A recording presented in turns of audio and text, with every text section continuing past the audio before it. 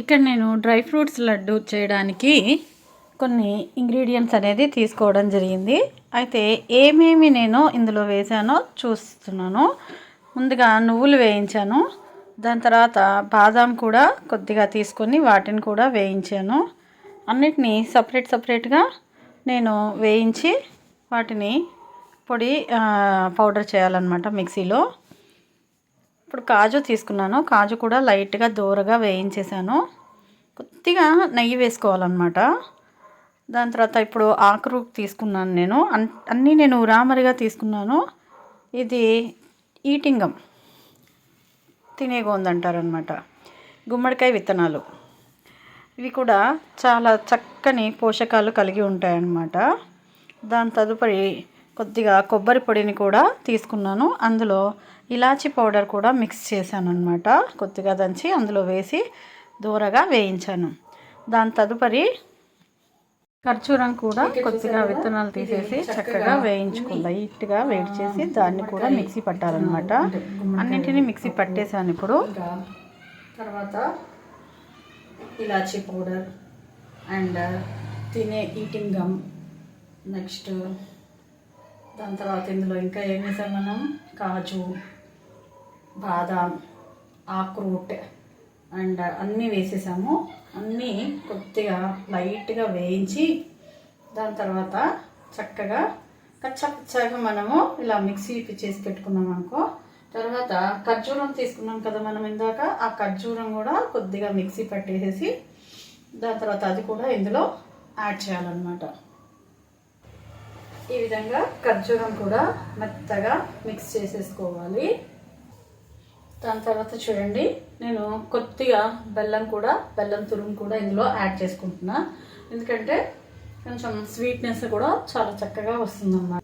బెల్లం తురుము కూడా నేను కొద్దిగా మిక్సీ పట్టుకున్నాను, చాలా మెత్తగా రావాలని. వీటన్నింటినీ చాలా చక్కగా కలిపేయండి. ఈ విధంగా చక్కగా కలిసేటట్టు కలిపి కొద్దిగా ఇందులో నెయ్యి కూడా వేసినట్లయితే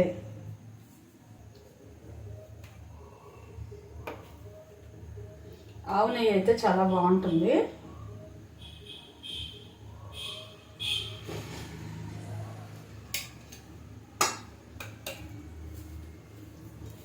అలా నెయ్యిని కూడా వేసి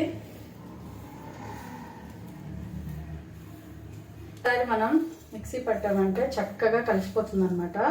లడ్డు చేయడానికి కూడా చాలా సులువుగా ఉంటుంది. ఇలాంటి లడ్డూలు రోజుకొక్కటి తింటే నరాలలో చక్కగా బలం వస్తుంది, గట్టి పడతాయి నరాలు. నడవలేని వాళ్ళు కూడా పరిగెడతారనమాట. ఏంటి ప్రాసెస్ అలా చక్కగా కలిపిన తర్వాత మనకి కావలసినటువంటి సైజులో మనం ఇలా చక్కగా లడ్డూలు కట్టేసుకోవాలి. ఇందులో నెయ్యి కూడా యాడ్ చేసాం కాబట్టి చాలా చక్కగా రుచిగా ఉంటాయి అన్నమాట. ఇలాంటి పిల్లలకి రోజుకొకటి తినిపిస్తే పిల్లలు కూడా పిల్లల్లో ఎముకల పుష్టి చాలా చక్కగా పెరుగుతుందన్నమాట. కండరాలు కూడా చాలా బలంగా తయారవుతాయి, జ్ఞాపక శక్తి పెరుగుతుంది. బయట తినేటటువంటి జంక్ ఫుడ్స్కి అలవాటు పడిన పిల్లలకి రోజుకు ఇలా ఒక వెరైటీ చేసి పెడుతూ ఉండండి. వాళ్ళకి బయట జంక్ ఫుడ్స్ తినాలి అన్న ఆలోచన కూడా దూరం అవుతుందన్నమాట.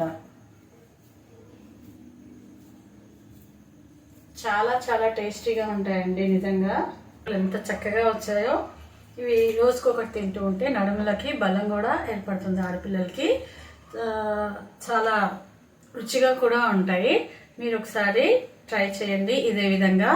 అయితే నేను ఉరామరిగి వేయడం జరిగింది, కాకపోతే ప్రతిదీ కూడా ఒక చిన్న సైజ్ కప్పుతోటి మీరు వేసుకున్నారంటే అదే క్వాంటిటీ తోటి అన్ని కొలతలు అనేది తీసుకోవాలి. కొద్దిగా ఆవు నెయ్యి జోడించి చివరిలో దాన్ని ముద్దలాగా మనం ముద్దలు చేస్తూ ఉంటే చాలా చక్కగా ఉంటాయి అన్నమాట. రుచిగా ఉంటాయి, ఆరోగ్యానికి కూడా చాలా మంచిది. ఈ చలికాలం ఇంకా చాలా మంచిది అనమాట ఇవి తీసుకుంటే.